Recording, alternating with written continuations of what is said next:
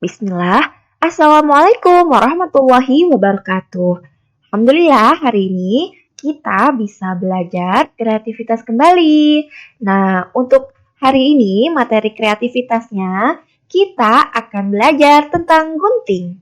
Ya, nah yang akan kita pelajari hari ini yaitu macam-macam gunting, jenis pekerjaan yang menggunakan gunting, lalu cara menggunakan gunting.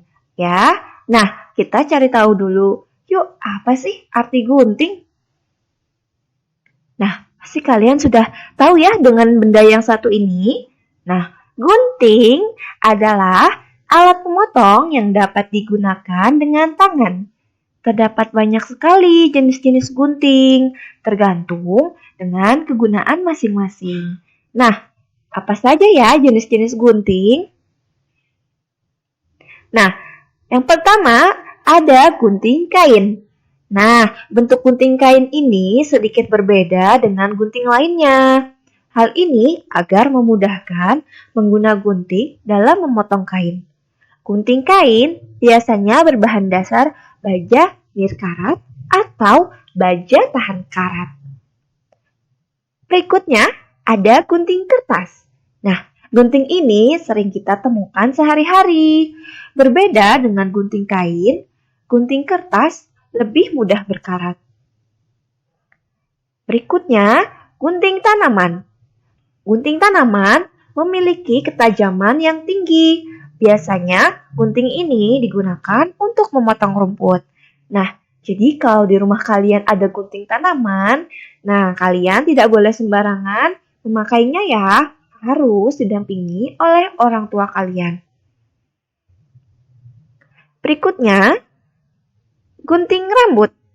Nah, gunting rambut dibuat sangat tajam dan bentuk gunting rambut lebih lurus, tidak seperti gunting lainnya. Gunting zigzag. Gunting zigzag biasanya digunakan untuk menggunting tepi bahan atau kertas. Dengan gunting zigzag, tepi yang dipotong menjadi lebih berbentuk dan rapi. Gunting medis. Gunting medis digunakan untuk membedah jaringan, memotong perban, dan melepaskan gips. Gunting ini biasanya terbuat dari bahan baja tahan karat, kuat, dan tajam. Nah, sekarang kita akan melihat jenis-jenis pekerjaan yang membutuhkan gunting. Apa saja ya? Kita lihat yuk. Yang pertama, penjahit. Nah, untuk seorang penjahit, gunting sangat diperlukan sekali ya untuk memotong bahan atau kain ataupun benang. Berikutnya, dokter dan tenaga medis. Nah, gunting dipakai oleh dokter dan tenaga medis ketika melakukan kegiatannya ya. Berikutnya, pekerja seni. Nah, pekerja seni juga membutuhkan gunting. Nah, pekerja seni ini biasanya menggunakan gunting untuk melakukan aktivitas ketika membuat karya seni. Berikutnya, tukang kebun. Nah, tukang kebun biasanya memakai gunting rumput ya untuk merapikan rumput yang biasanya sudah lebat ya atau sudah tinggi daun-daunnya. Sehingga perlu dipotong.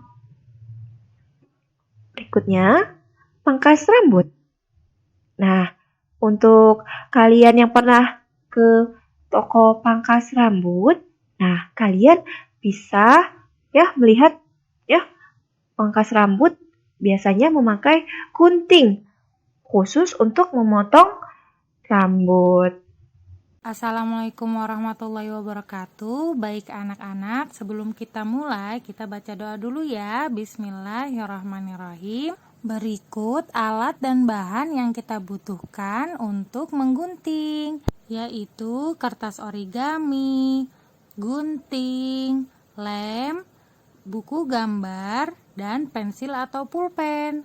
Kemudian anak-anak dapat mengumpulkan benda-benda yang ingin anak-anak gambar ya. Nanti kita akan gunting sesuai dengan pola dari benda-benda yang sudah kita kumpulkan. Nah, untuk menggambarnya kita membutuhkan kertas origami, pensil atau pulpen, kemudian benda yang akan kita bentuk polanya. Seperti yang Ustazah contohkan, Ustazah membentuk lingkaran dari kaleng. Kemudian setelah sudah dibentuk, barulah kita menggunting sesuai dengan pola yang sudah kita buat tadi. Nah, anak-anak hati-hati ya, perlu kesabaran untuk mengguntingnya. Ketika sedang menggambar pola, anak-anak menekan benda yang akan dibentuk ya, agar bentuknya sesuai dengan benda yang kita akan gambar. Benda-benda yang akan anak-anak bentuk polanya disesuaikan dengan buku gambar ya. Anak-anak gunakan kertas origami yang sudah tersedia di dalam bingkisan kreativitas ya. Kemudian anak-anak juga memakai gunting dan lem yang sudah tersedia juga. Jadi, ketika selesai menggunakan alat-alat dan bahan, anak-anak bisa menyimpannya kembali di tempat bingkisannya. Setelah selesai membentuk pola sesuai dengan benda, kita mengguntingnya satu persatu. Hati-hati ya dalam penggunaan gunting karena bisa berbahaya kalau kita memakainya dengan tidak hati-hati. Untuk penggunaan kertas origami, anak-anak bisa pilih 4 warna yang akan anak-anak buat polanya sesuai dengan benda-benda yang sudah anak-anak kumpulkan. Nah, anak-anak bisa menyesuaikan dengan garis yang sudah anak-anak buat tadi.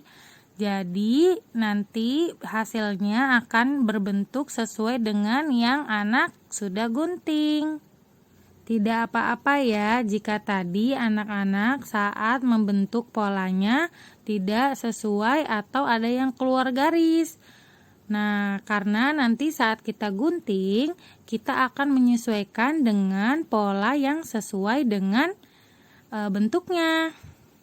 Nah, kemudian apabila anak-anak dalam menggunting tidak sesuai atau belum sesuai dengan pola yang sudah anak-anak bentuk, tidak apa-apa, tidak perlu berkecil hati. Kita lagi belajar soalnya, jadi anak-anak boleh berlatih terus ya. Nah, untuk pemilihan bendanya, anak-anak bisa menggunakan benda yang mudah untuk dibentuk polanya. Nah, benda-benda yang anak-anak bisa bentuk polanya bisa dari benda yang memang sudah ada bentuknya atau bisa dari bahan yang kita bentuk dulu polanya, kemudian baru disesuaikan dengan bentuk yang anak-anak ingin buat. Nah, tadi Ustazah membentuk gambar atau pola-pola bangun datar.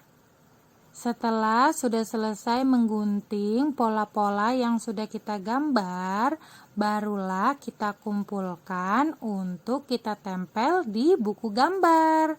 Nah, ini adalah beberapa bentuk yang tadi Ustazah sudah buat. Anak-anak boleh siapkan buku gambar dan lem untuk kita menempelkan bentuk-bentuk yang sudah tadi kita gunting. Nah, seperti ini ya. Jadi anak-anak boleh menempelkan bebas di buku gambar lembar pertama. Jadi anak-anak boleh kumpulkan semua pola-pola gambar yang anak-anak sudah buat. Tetap semangat ya dan selalu mau mencoba. Alhamdulillahirrabbilalamin. Untuk praktik mengguntingnya hari ini sudah selesai. Barakallahu fikum. Wassalamualaikum warahmatullahi wabarakatuh.